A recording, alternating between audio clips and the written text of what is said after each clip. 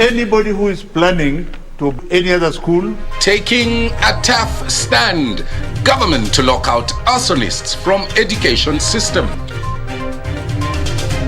We are shifting from distributing for sake of food to cash transfers, which is more efficient. Change of tact. State to give families cash for purchase of relief food. Teenage mothers, Nairobi County leads the pack. And relief for borrowers, no more listing for those owing under 5 million shillings.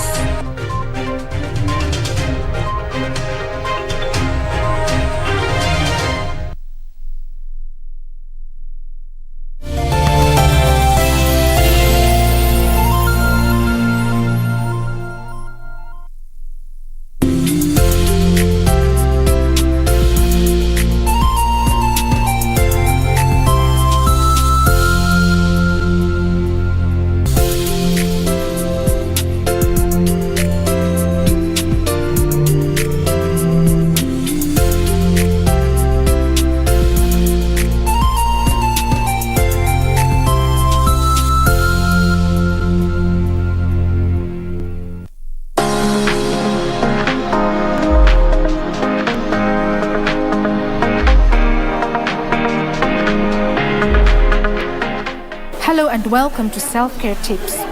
In our last episode, we covered eye makeup precisely and we got this stunning and gorgeous look. Today we're going to cover the full face makeup.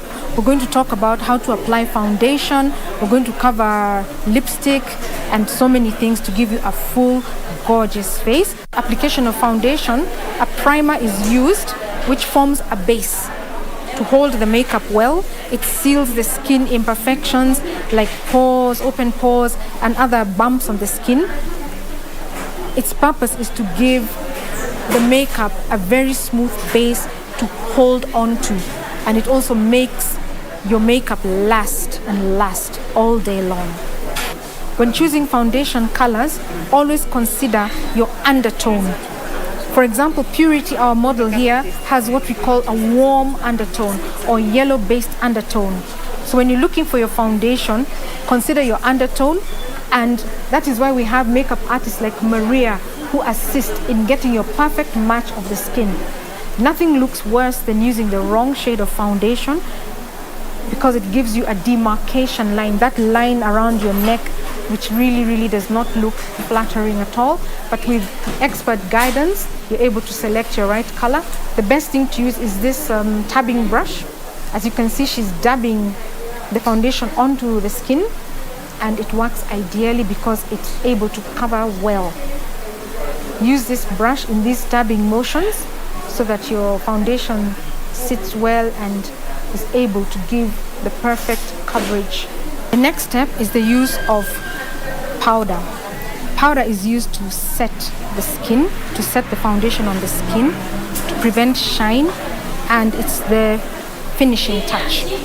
It gives the skin a very velvety, matte appearance, very smooth, and can be used on oily skin, or if you're going to be behind the camera, you can always use powder to give that impartation of velvety. A little bit of powder is used under the eyes to set the under eye concealer before the final touch, which will be the lipstick. A light touch, a gentle touch is applied. Nude is brown combined with a slightly brownish pink, which gives the perfect pout or a perfect shade of lipstick, which is ideal for a working day or for going out. The makeover would not be complete without a burst of setting spray or fix, makeup fix. This is a fixative which will keep your makeup lasting all day. This has been Self-Care Tips. I am Irene Joroge.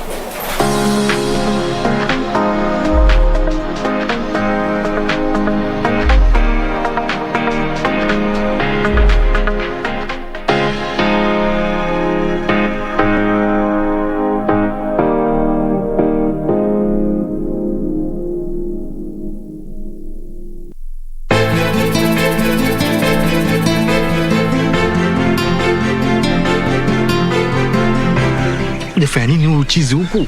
Chizi wewe na watu wa kwenu. Tuheshimiane. Na ulikuwa unaangalia nini? Mbona ukakusikitika hivi? Niko sawa. Niko sawa tu, kuna shida. Unajua ulijaribu sana kunikanya lakini sikukusikiza. Najuta. Kama kawaida leo umechelewa. Na kuona umechangamka sana. Hata juma mara mwisho nilikuwa umechangamka hivi ndini. Kwa hivyo wataka sote tushikwe, tufungiwe huko ndani. Alafu atakayekusaidia nani?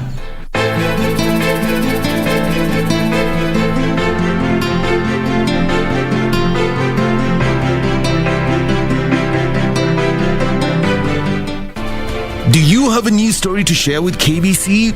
Get in touch swiftly on email newsroom@kbc.co.ke, call 0723 892 654 or 0734 780 124.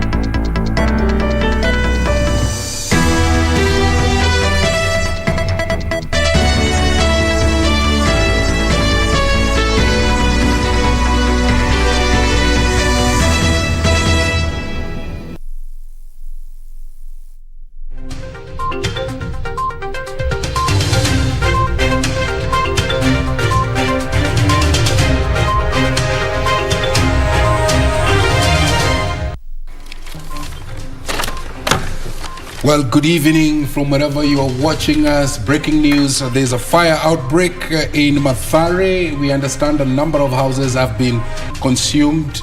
Police have moved in. Details are still scanty, but we will make them available as we get them. Good evening. This is KBC Prime Edition. We bring you the Eye on the News this Monday, the 8th of November, 2021. Good evening. My name is Mboya. My name is Museo. We are coming to you live from the Broadcasting House here in Nairobi. Later on, we will have Cynthia Nyamai with the day's business news and Karen Kibet with the sports. But first things first, our headline stories.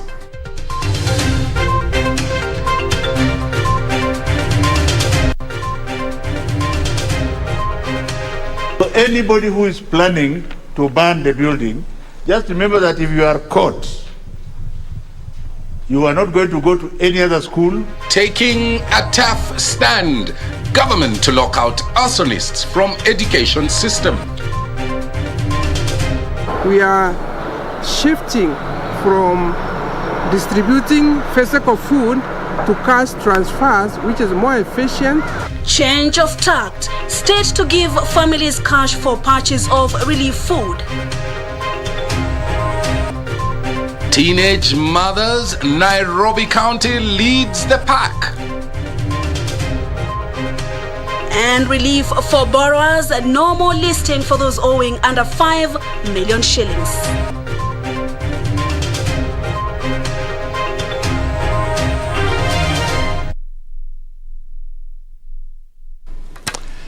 Well, thank you for joining us. Our sign language interpreter, Susan Thuku. You can join us on this live broadcast on our social media platforms at KBC Channel 1, #Prime Edition, and at Mboya24 on Twitter.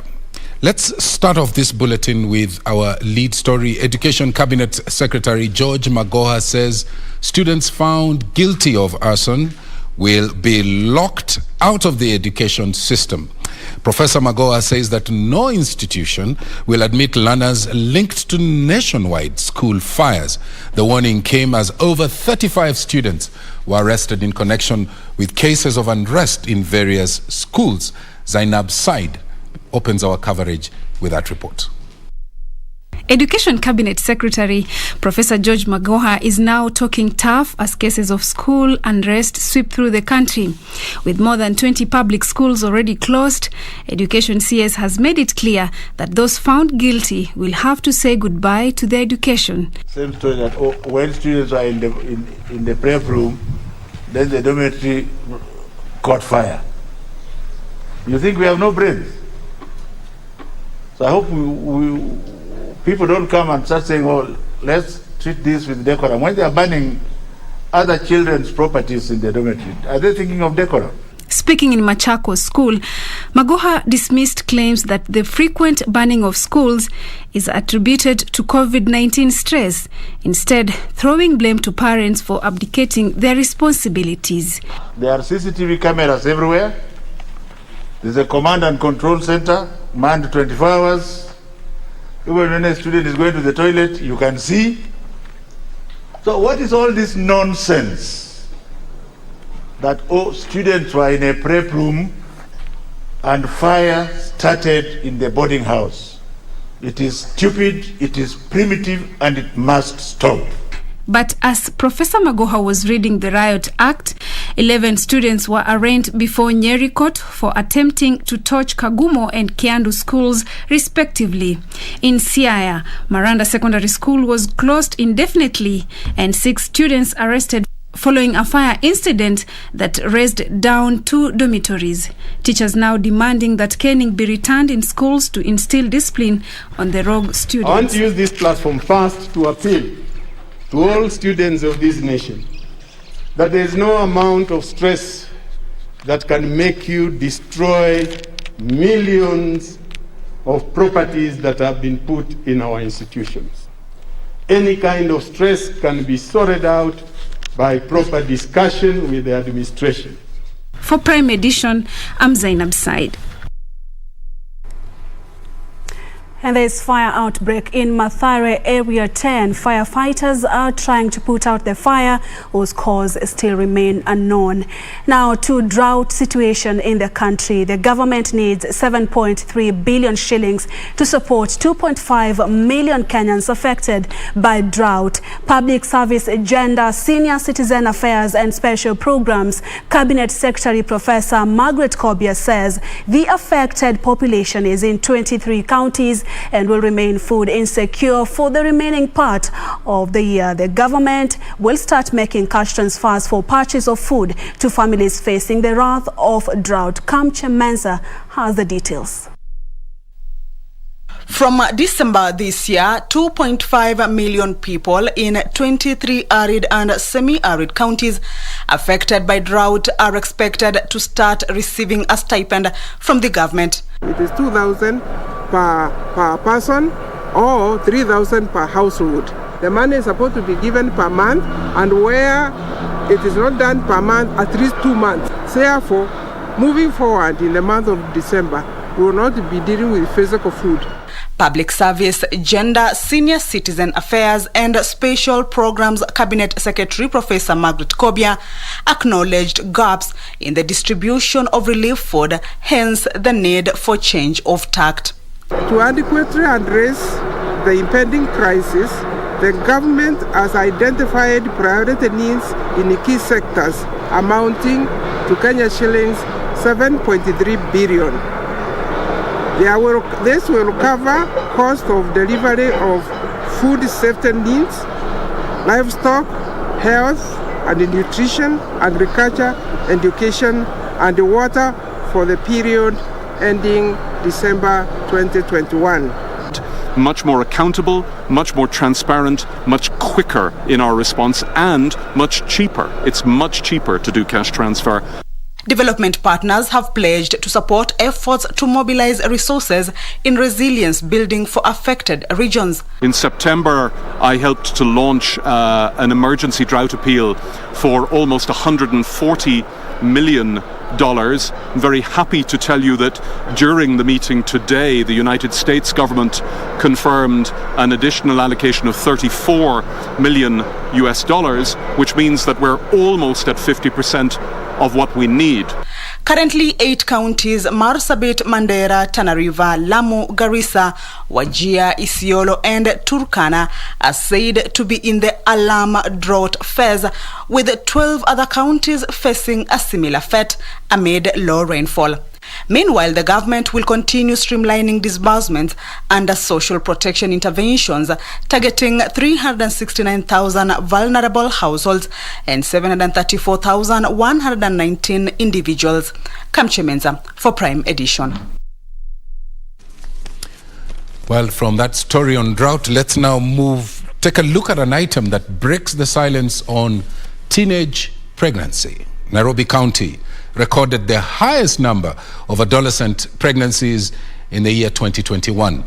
According to the latest report released Monday by the National AIDS Control Council, 2,379 girls in the city aged between 10 and 14 years got pregnant over the last 10 months. Stakeholders are now calling for multi-sectoral interventions to reverse this worrying trend. Sexual violence, forced marriage, difficulties in accessing services and poverty are fueling high rates of unintended pregnancies and HIV in most parts of the country. This is according to the report released by the National AIDS Control Council and the National Council for Population and Development. Nairobi County accounting for the highest number of adolescent pregnancies reported this year, the city having registered a total of 2,379 pregnancies of girls aged between 10 and 14 years in the last 10 months.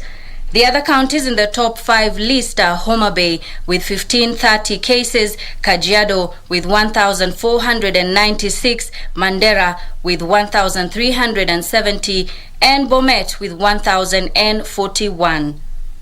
National Council for Population and Development Director General Mohamed Abdi Kadir noted that 59.3% of all sexually active teenagers do not use any form of contraceptive. Among the old and married sexually active adolescents, we are saying 59.3% are not using any method of contraception.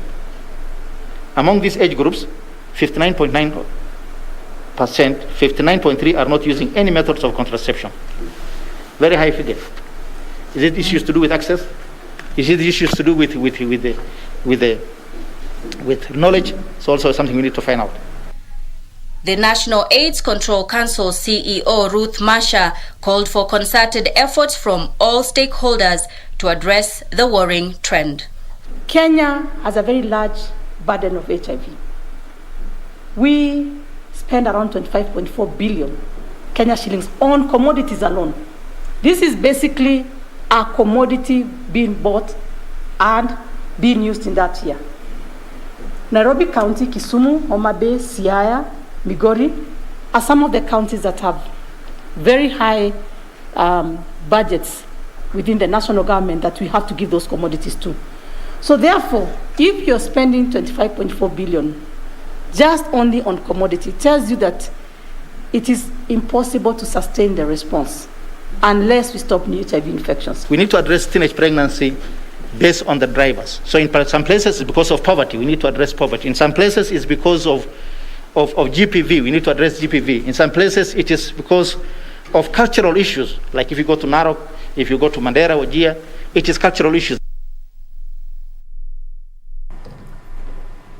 Moving on, the Supreme Court will hold a physical session to issue directions on the Building Bridges Initiative appeals on Tuesday, November 9th. Attorney General Kihara Kariuki moved to the Supreme Court in September to challenge the decision by the Appellate Court to affirm the nullification of BBI.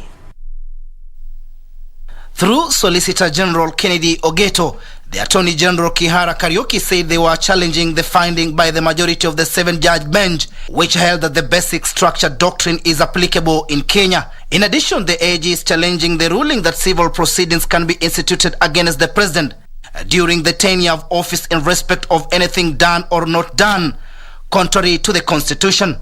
The Independent Electoral and Boundaries Commission separately filed an appeal against the ruling, particularly on the constitutional composition, quorum and mandate of the electoral body. On August 20th this year, the Court of Appeal upheld the High Court ruling that nullified the BBI.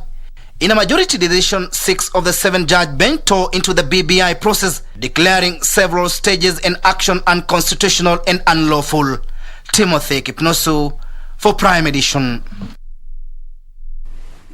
Let's now move into the corridors of justice, and the Supreme Court has thrown out an application by former Nairobi Governor Mike Mbuvi Sonko challenging the swearing in of Anne Kananu as Nairobi Governor. The court ruled that it has no jurisdiction to hear the application. Sonko had moved to the Apex Court on the 25th of October, seeking to stop the swearing in of Kananu after the Court of Appeal struck out his case. The Apex Court has cleared the way for the swearing-in of Nairobi Deputy Governor Anne Kananu as the city county boss. This is after a 5-judge bench declined to issue orders stopping Kananu from assuming office of the governor, claiming Mike Sonko's application was premature. They noted that in the absence of judgment of the Court of Appeal, the application did not meet the threshold as per the Constitution. The main appeal filed before the Court of Appeal by Sonko is yet to be heard and determined, with directions on the hearing of the appeal set for November the 15th. In October, the appellate court dismissed Sonko's appeal of the High Court decision to remove him from office, forcing him to move to the Supreme Court. For Prime Edition, I'm Ben Troy Njue.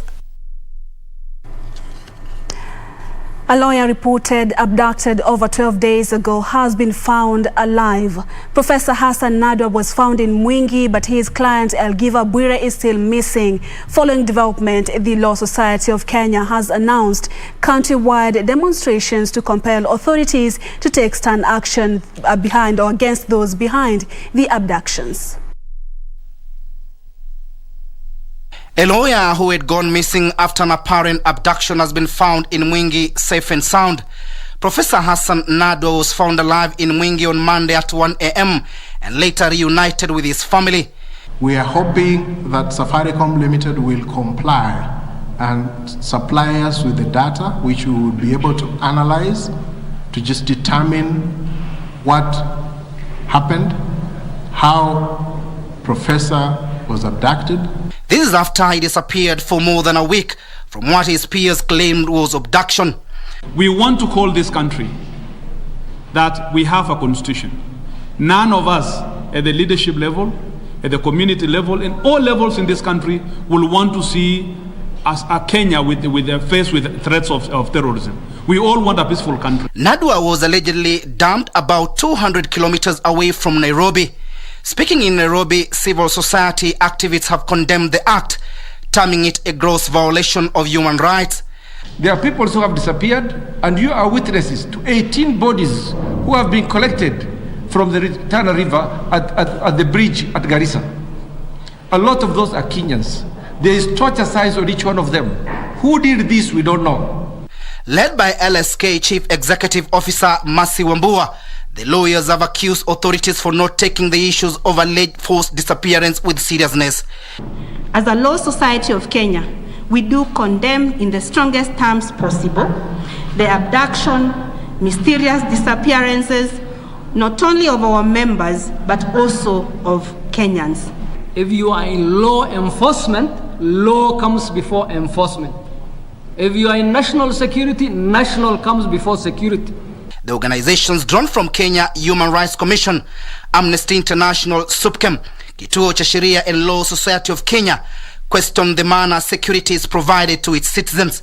The acts of forced disappearance, abduction, kidnapping in Kenya, the latest involving Professor Hassan Nadwa and his client Elgiva Bwire, has ignited wrath from members of the Civil Society of Kenya, Law Society of Kenya included, even as they call on the government to ensure that the rights of every Kenyan is not violated, infringed or threatened. Timothy Kipnoso for Prime Edition, Nairobi. Let's now get an update on the COVID situation. 20 people have tested positive for the COVID-19 from a sample size of 3,136 screened in the last 24 hours. The positivity rate is now at 0.6%. Total confirmed positive cases are now 253,853, and cumulative tests so far conducted are 2.7 million. 70 patients have recovered in the last one day, bringing total recoveries to 247,370. A total of 402 patients are currently admitted to various health facilities across the country. Fatalities remain at 5,312 as no new death has been reported. According to the Ministry of Health, a total of 5.6 million vaccines have been administered across the country. Globally, data from Johns Hopkins University shows that more than 250 million people have been infected and over 5 million people have died, sadly, so far.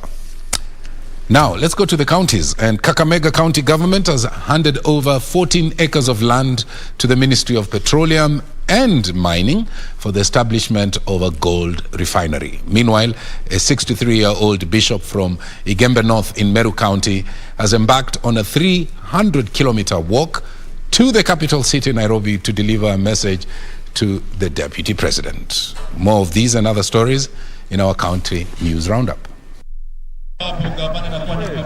Kakamega County Governor Wycliffe Oparanya said that the gold refinery will efficiently facilitate and ensure economic exploitation of the mineral within the western region. High-value gold deposits have been identified in Ushuru, Bushiangala and Rostaman areas. Hii project ni ya muhimu sana kwa watu wetu.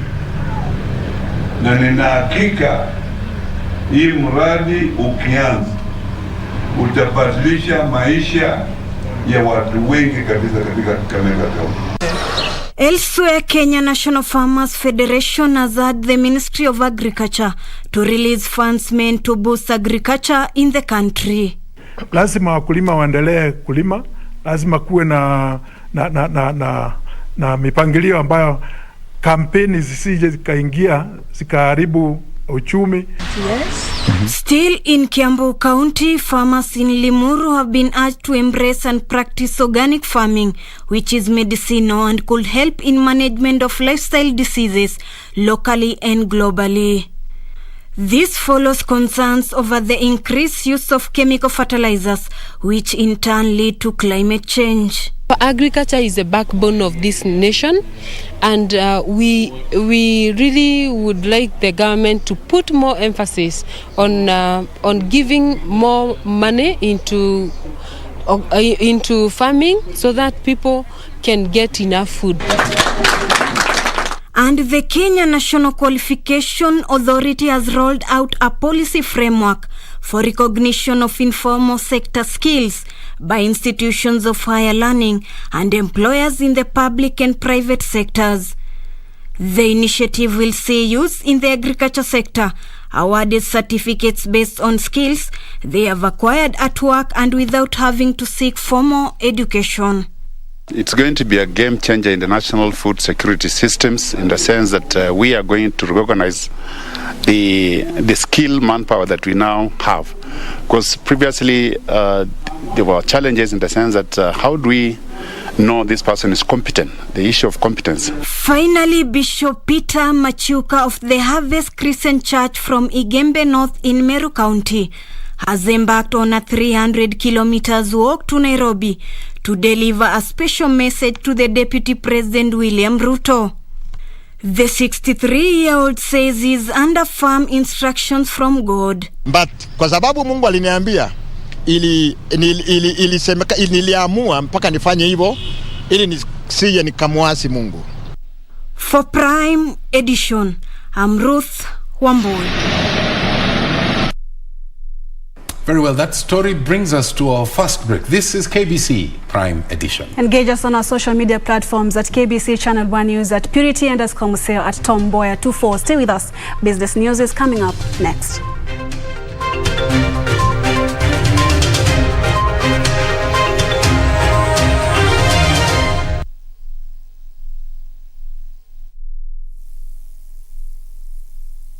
To get Jeremiah 29:11 as your skiza tune, dial *811*397#. Jeremiah 29 verse 11. For I know the plans I have for you, declares the Lord. Plans to prosper you and not to harm you. Plans to give you hope and a future. To get Jeremiah 29:11 as your skiza tune, dial *811*397#. *811*397#.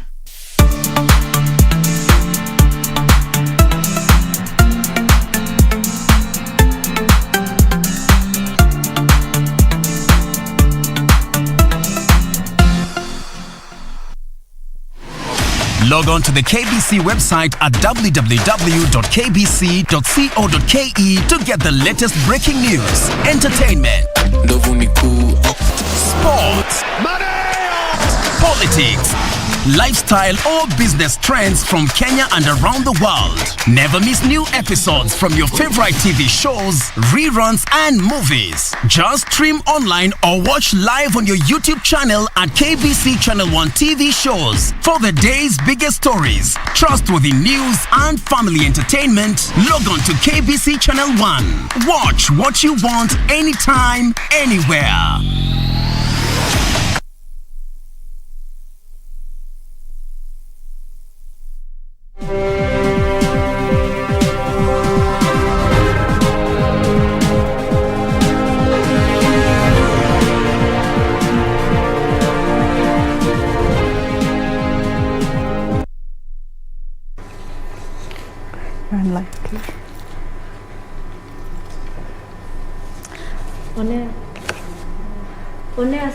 Welcome.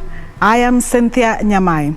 Now, you are unlikely to get a loan from a bank in coming days following a directive by the central bank to commercial banks to stop blacklisting borrowers who fail to repay loans of up to 5 million shillings. In a statement, the central bank projects that the directive could adversely impact provision of credit, as banks will be unable to distinguish between the good and bad borrowers, hence leading to rationing of credit. Regina Manyara reports. Monday's announcement by the Central Bank of Kenya is in line with a directive by President Uhuru Kenyatta during the Mashujaa Day celebrations last month. That the relevant authorities will, for loans less than 5 million, effect a moratorium of listings in CRBs for a period of 12 months to the end of September 2022. And on Monday, the Central Bank of Kenya said it had directed banks to stop blacklisting defaulters who owe banks less than 5 million shillings. In light of the exceptional circumstances from the coronavirus pandemic, and in particular, aiming to shield micro, small and medium enterprises from the adverse effect. The suspension is therefore targeted to rope in MSMEs for a specified duration that will provide space to turn around their businesses. As such, effective fast last month, credit reference bureaus will not include any credit report and negative credit information for loans of a customer who has defaulted on a loan of up to 5 million shillings. The central bank adds the relevant authorities will, for loans less than 5 million shillings, effect a moratorium of listing in CRBs for a period of 12 months to end in September 2022. The central bank projects that borrowers are likely to face challenges accessing loans following today's announcement. The CBK says the suspension could adversely impact the provision of credit by banks to the target group, as they will be unable to distinguish between the good and bad borrowers during the suspension period. This could lead to rationing of credit, as was evident during the period of interest rate caps from 2016 to 2019. Regina Manyar reporting for Prime Edition. The government has been urged to broaden policies and regulations that will empower small businesses to thrive and recover, especially after the COVID-19 disruptions. Small businesses say they are facing challenges in marketing their Kenyan products and have welcomed the Make It Kenya Extravaganza exhibition to be held in Nairobi later this month, noting that it is an opportunity to showcase their products to a wider market. Here is Alan Oko with more. In a September 2020 survey done by the Kenya Private Sector Alliance, 14.7% of businesses closed their operations when COVID-19 pandemic hit the country. The survey showed that most operational businesses were still struggling to get to pre-COVID levels. With increasing vaccine uptake and an opening economy, stakeholders say there is a need for business continuity with better policies. We know a lot of things change when legislation is changed. So we are going to have government institutions, members of the diplomatic corps. We are going to have discussions around this issue of Made in Kenya brand. How can we strengthen it? How can government change laws for us to make sure that our consumption is consumption of locally made material. Despite the reopening of the economy, small businesses continue to face challenges that include limited access to market, slow business and funding challenges, with many running aground before their first birthday. I think now that we have been given the green light, it's now time to relook and re-engineer DNA. And people, there's still an element of consumerism that is out there. It's just how do you repackage yourself, such that you remain relevant for those who survived and those who are actually at the verge of closing. How do you now get a new impetus to get your business up and running? So I think those are conversations we want to start having now, moving forward. To mitigate against some of the challenges, the Make It Kenya Extravaganza exhibition, to be held in Nairobi next week, alongside other expos, have been identified as avenues for business recovery for small businesses. We will be looking at business leaders, especially within the SMBs community, to attend and get the training that they need to be able to grow their businesses. Our partners, the banks that we are working with, partners like Keproba, the county governments are also getting spaces. You can get to be an exhibitor at MIC through them. It is a small fee for SMEs. Small companies at a cost of 30,000. Bigger companies, the stands are going to cost them between 100 and 200,000.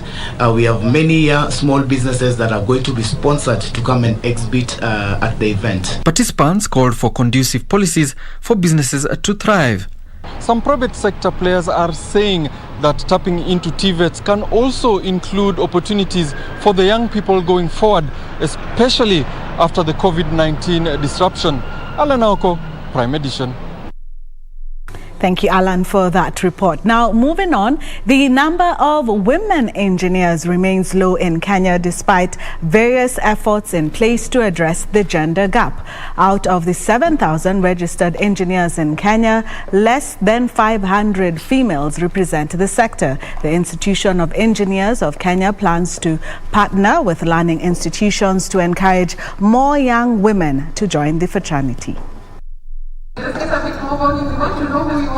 Kenya's engineering industry is heavily skewed towards men, with all the subsectors being dominated by males. For example, out of 1,188 registered civil engineers, 126 are women, despite the immense job opportunities. Kenya has more than 1,000 consulting engineers, where only 14 are registered women. Encouraging more and more women to take up any field that they have interest, competences, and intellectual capacity. And we have seen an increase, an upsurge in the numbers of engineers. And we continue to encourage girls and women that this is a very fulfilling career. It is just like any other, and it's also an economic issue. To address the glaring gaps, the Institution of Engineers Kenya says it has started programs to mentor girls to venture into the industry. Some of the identified barriers to women transitioning to engineering field include cultural issues, lack of mentorship, and low uptake of science, technology, mathematics, and science courses. As a profession, we also face challenges in terms of retention. You find that women opt for, yes, they have done engineering, but as they exit from university, you find that then they opt for softer careers. The Engineers Board of Kenya says it has launched an online portal to encourage more graduate engineers to register, since more than 15,000 graduate engineers in Kenya are yet to get certified. To launch the African Female Engineering Hall of Fame. Kwa hii Hall of Fame, we are awarding wale watu wote kutoka the most senior engineer to even student engineers, ndio waweze kuonyesha kile wameweza kuachieve, na tukifanya hivyo tunaamini kwamba tutaweza kuwahimiza hawa watoto wadogo waweze kuingia kwenye kiwanja cha uhandisi. More than 2,000 graduate engineers enter the job market every year, with most of them exploring job opportunities abroad. For Primetime Edition from Mombasa County, I'm Michael Mondiga. Now, Equity Group made 26.9 billion shillings in net profit during the first 9 months of this year, representing a 79 year-on-year increase. The lender attributes the performance to higher interest income of 67 billion shillings and a 68% reduction in provisions for bad loans at 4.6 billion shillings. Unlike the previous year, when Equity's profits fell 20% and its provisions for bad loans rose 11-fold, the first 9 months of 2021 have seen the top-tier lender increase its margin. An 85% growth in profit before tax, a 79% profit growth after tax, a 27% growth in total assets, and a 25% growth in total income. This was powered by higher group total funding that rose by 27%, driven by growth in customer deposits of 27%, up to 875.7 billion shillings. This was supported by the growth in loan book by 23% to 559 billion shillings. The performance is largely attributable to recovering income streams from COVID-19 related disruptions. Equity's total operating expenses reduced 3.3% to 43.8 billion shillings due to a reduction in loan loss provisioning by 68% to 4.6 billion shillings from 14.3 billion shillings during a similar period last year. But I think where we expect significant changes in the P&L, we expect non-funded income to even grow faster because we are focusing on cross-border trade. The ratio of non-performing loans fell to 8.9% from 10.4%. The group accommodated loans worth 171 billion shillings owing to COVID-19 disruptions, of which loans worth 122 billion shillings have resumed repayment, while 4 billion shillings has been downgraded to non-performing loans, with 45 billion shillings constituting 7% of the total outstanding gross loan book of 608 billion shillings. When you take the Kenyan banking industry, as at August was at 13.8.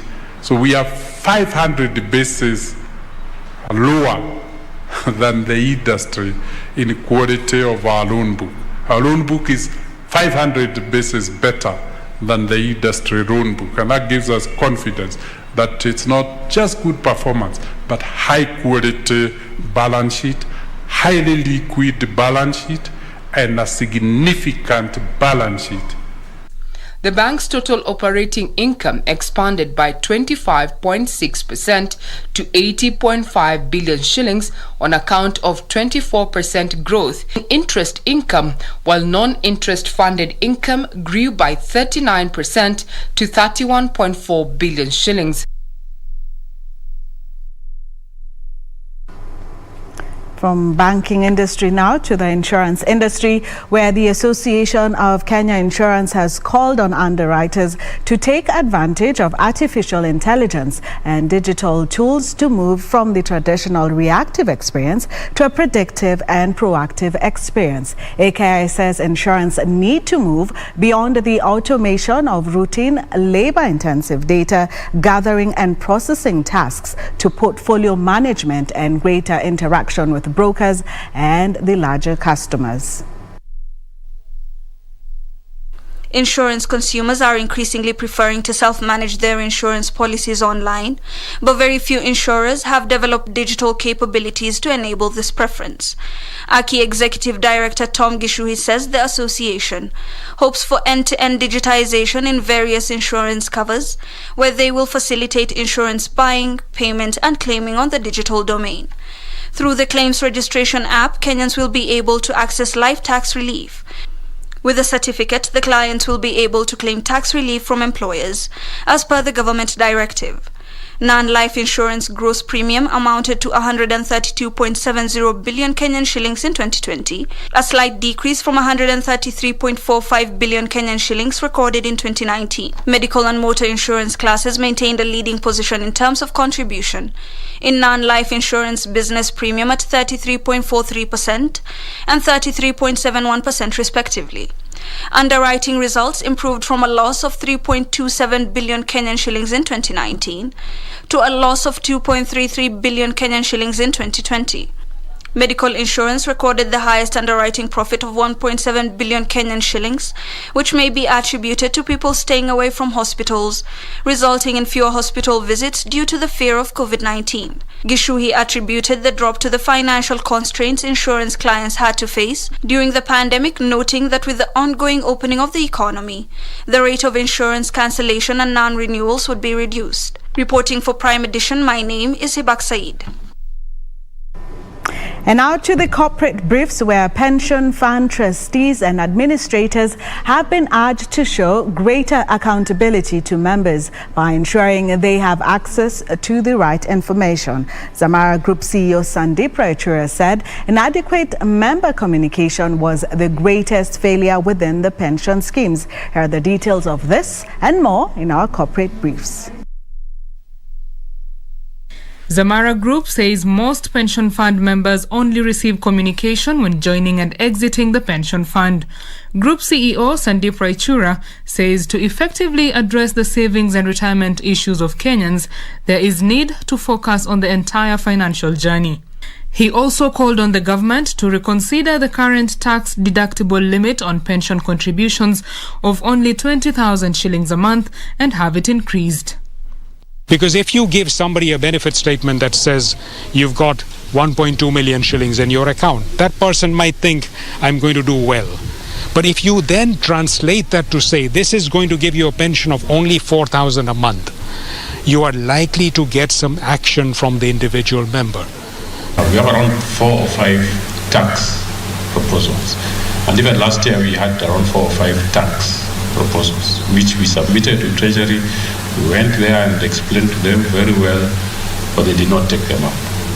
If industry supports us as we are pushing these things, I think we have more chance of passing. Meanwhile, Bank of Kigali Group PLC has recorded a 33% jump in profit to 4 billion shillings in the first 9 months of this year, underlining the Rwandan economy's strong rebound from the COVID-19 pandemic shocks. Bank of Kigali Group, whose shares are cross-listed on the Rwanda Stock Exchange and the Nairobi Securities Exchange, recorded a 20.1% growth in interest income to 14.4 billion shillings on the back of a 21.4% year-on-year growth in the loan book to 8.9 billion shillings. Book value now above 300 francs per share. That's our book value per share. Market is still moving quite slow when you look at valuations. However, basic earning per share going at above 33% per year. We are sure that in the days to come, we expect to see some good pricing or response from the market, because our earning per share has increased to 54.2 francs per share from 42.6 last year. Finally, UAP Old Mutual has embarked on an agreement with SME Support Center and Kenbright to underwrite a customized financial solution for SMEs. The cover provides life insurance, critical illness insurance, permanent disability, as well as a funeral cover, and aims to reach more than 10,000 SMEs in 3 years. And with the help of SME Support Center, how do we bring the insights from that segment and combine our risk management expertise with the insights that we're getting from that sector and start innovating or crafting solutions that actually resolve their real problems. And I think that's really the significant point. They reached out to us and they're working with the ecosystem, the ecosystem that actually aggregates SMEs. So it's very interesting to see that they bring in the players like ourselves on the board. So that open mind.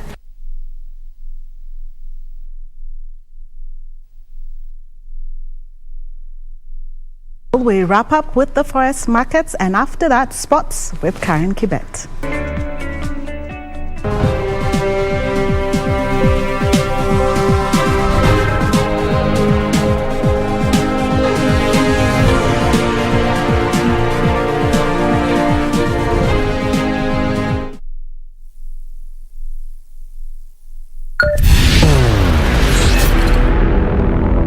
Kenya Defence Forces, KDF, announces the recruitment of General Service Officers, GSO Cadets, Specialist Officers, General Duty Recruits, Tradesmen and Women, and Constables scheduled for the month of November 2021. Listen to Radio Taifa during the entire month of November 2021 for details of the recruitment process. Then grab your local newspaper, The Daily Nation, 7th of November.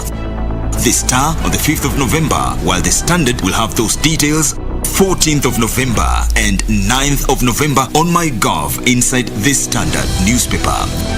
The People's Daily on the 8th of November and 12th of November. Remember, no one can influence the recruitment process because bribery and other acts of corruption are against the law. Report any suspicious activities or characters to the nearest police station or military camp or call hotline numbers 0726419709 or 01203000599. KDF recruitment is absolutely free to all.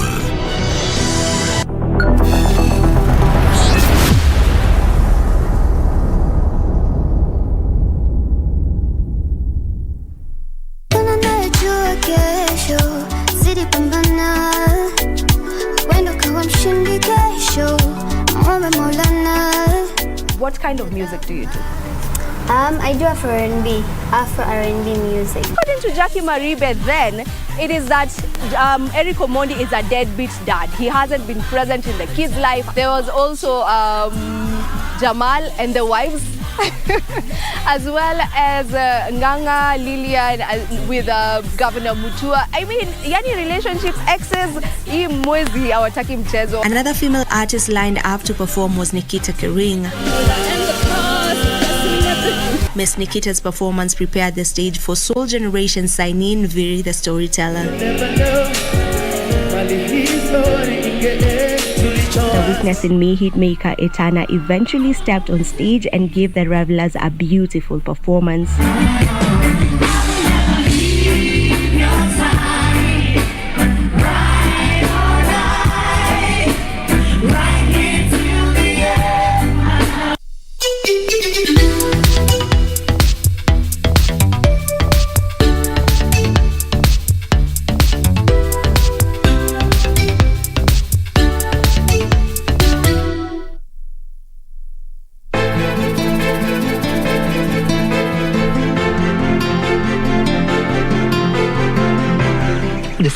Chizi huku. Chizi wenyewe natoa kwenu.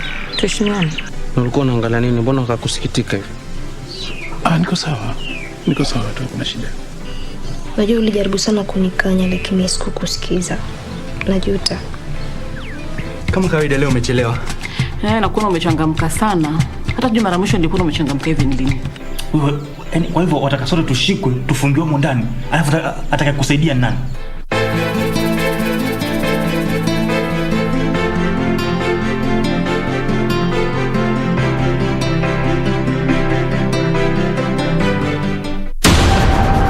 We take it on at the right time. Honorable Musalia Mudavadi. The Honorable Mutahi Kagwe. Chief Justice Martha Karambuko. This is KBC, is the voice of Kenya. Asking the right questions. I don't know how it made you feel as speaker who is presiding over a house where members can be compromised with 10,000 shillings. We keep our guests comfortable. A mission to ensure our audience gets a complete story. For a few hours or so, I thought this is it. My end has come. If really we want an end of this pandemic, we must fight.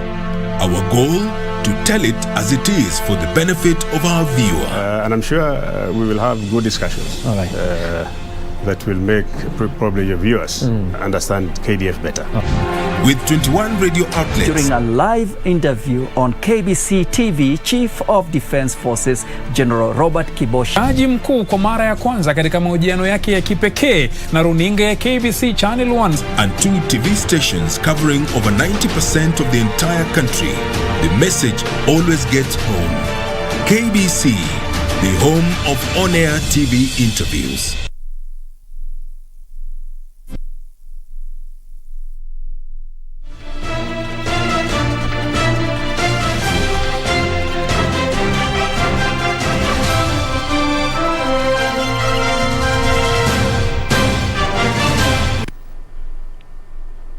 Welcome back. Thank you for keeping it KBC Channel 1. It's now time for us to take a look at what's making headlines in the world of sports. My name is Karen Kibet. Now on to our first story. Harambee Stars started their training on Monday in preparation for the World Cup qualifier match against Uganda and Rwanda. Kenya is already out of contention for a spot in the next round of the qualifiers, having failed to win a match in their last 4 outings. The team, coached by Engin Firat, has so far managed 2 draws and 2 losses in Group E. They will face Uganda this Thursday in Kampala before hosting Rwanda at Nyayo National Stadium on Sunday.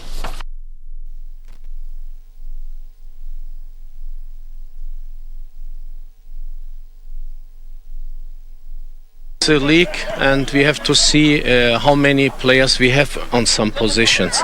And now, for example, I give you some information. Joseph Okumu get injured; he cannot play in these matches. Then Josh Onyango and Brian Mandela, they prefer to stay with their teams. So therefore, anyways, 3 players were there out, and I need, of course, also some experienced player next to them. And I wanted to give David and Musa also a chance to show themselves, because they played many years in national teams, they're experienced players. And like I said, we need also a good balanced mix. We cannot play only with young players.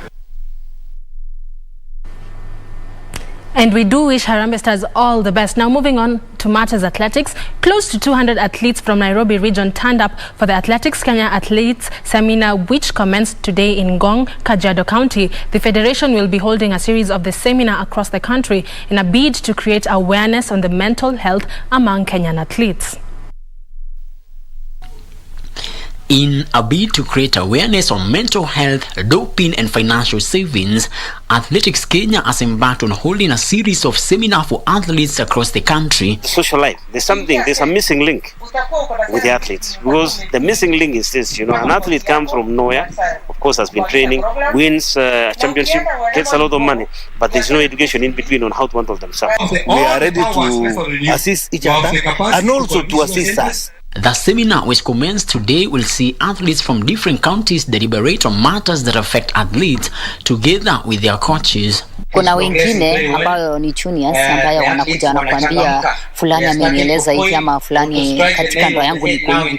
So sometimes we try our best to advise them what next to do. Sometimes mtu anasakafika anasema nimelemewa na maisha. Wasikuve moyo. Mtu atrain na sidi kuomba Mungu na nyota yake itatimia. They advise our athletes that sometimes when they get money they should think the family is the one very important than that money and than the waweza kufanya kila wakati, ikuwe ni kitu, ikuwe ni process, ikuwe ni is an event of one day halafu inasahaulika. Tangu ni tuwe very grounded kwenye tuko upcoming, tujue Mungu atatujalia siku moja tuwe wakimbiaji wakubwa na tupate hera na maisha mazuri. Frederick Muki for Prime Edition. And that sensitization is very much needed. Thank you, Muki, for that report. Moving on, Football Kenya Federation boss Nick Mwendo says his federation is committed in nurturing sports talent from grassroots in a bid to build talented footballers who can enhance the quality of the football in the country. Mwendo was speaking during the CAF B license coaching course that started today at the Kenya Institute of Special Education. He said the federation has so far trained over 4,000 coaches at the CAF D license level level and over 600 coaches at the CAF C license level, with the first group to take part in the CAF B license course set to graduate in December. Now, former Harambee Starlets head coach Jacqueline Juma said that training more coaches will help improve the level of football from grassroots in the country. A total of 25 football coaches from across the country are taking part in the course. Mi ambition yangu ni kuget your knowledge na niweze kupanda from where I was, nipande pia juu. Na pia whatever knowledge niko nao nikiongezea na CAF B sahi, najua na impact team yangu, na at least naweza pia kusaidia kuwaleta kunacha hizo talents wako nazo, na pia to produce talent kwa national teams. WRC Safari Rally Local Organizing Committee is working around the clock to ensure more Kenyan drivers compete in next year's event, which will be held in the country for a second year running. To achieve this, more young drivers have been enrolled in the FIA Star program. According to the WRC Safari Rally CEO Finas Kimathi, such initiatives will enable the young drivers gain skills to favorably compete against the world beaters. Kimathi exuded confidence of staging a better championship after learning from this year's challenges, among them solving the traffic snarl-up and crowd control. The CEO called on many partners to come on board and support the government as preparations are already underway for next year's championship. An opportunity to learn from other countries and other sports that have completely commercialized sports. The government will be there to provide security. The government will be there to provide the immigration services. They will be there to provide control during the event. And they will also be there to make sure that should we not raise enough money from the private sector, then they would come in and make sure that the event runs, because again, the government is there for the people, and the people of Kenya benefits when their economy benefits. The former rally driver is optimistic of the Kenyan Championship being retained in the WRC calendar, as it's the only unique rally series held across a national park, which will attract more visitors and tourists in next year's event. We started the FI Rally Star program, where we've picked talented young drivers who are under 26, who have shown real talent. They've competed and they have the capacity to compete in international events. Kenya staged a successful event last year after the championship making a comeback following a 19-year miss. Frederick Muki for Prime Edition. And finally, West Ham United beat Liverpool 3-2 to end Liverpool's unbeaten run in the English Premier League this season. Jurgen Klopp was furious with the officials after several challenges went unpunished. The Hammers are now third in the league with 23 points and Liverpool fourth with a point behind. Meanwhile, in the Italian Serie A, AC Milan missed the chance to go